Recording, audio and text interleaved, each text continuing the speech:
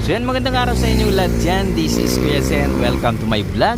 At nandito tayo ngayon sa Marilao, Bulacan. At ating muling i-update itong ginagawa nilang PNR NSCR project dito sa area na ito. So ito na po yung station ng Marilao. Ito po, nakikita nyo. Yan po.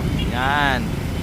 So yan, nakikita natin po. No? Dito naman po banday ay tuloy-tuloy ang kanilang paggawa dito sa may tugtungan. At ito pong isang span dito ay ginawa na po sila ng nag-assemble na po sila ng mga scaffolding dyan para naman sa gagawing cast in situ. So cast in situ po ang gagamitin method dito dahil alanganin na po yung span o yung pagitan ng span, no? So ito po ay Payatak naman na patungo naman sa Bukawi, Bulacan. So yan, nakikita natin yung mga manggagawa dyan, no?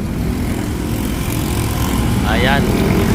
So tuloy-tuloy ang kanilang paggawa dito. Itong napansin natin itong kalsada na to dito sa tapat ay inaayos na rin, no? Ito po, inaayos po yung drainage dyan dahil alam naman natin na binaha din itong area na ito nung nakaraang bagyong Karina, no? So ito po yung view dito sa ground. So tayo magpalipad ng drone dyan para makita nyo.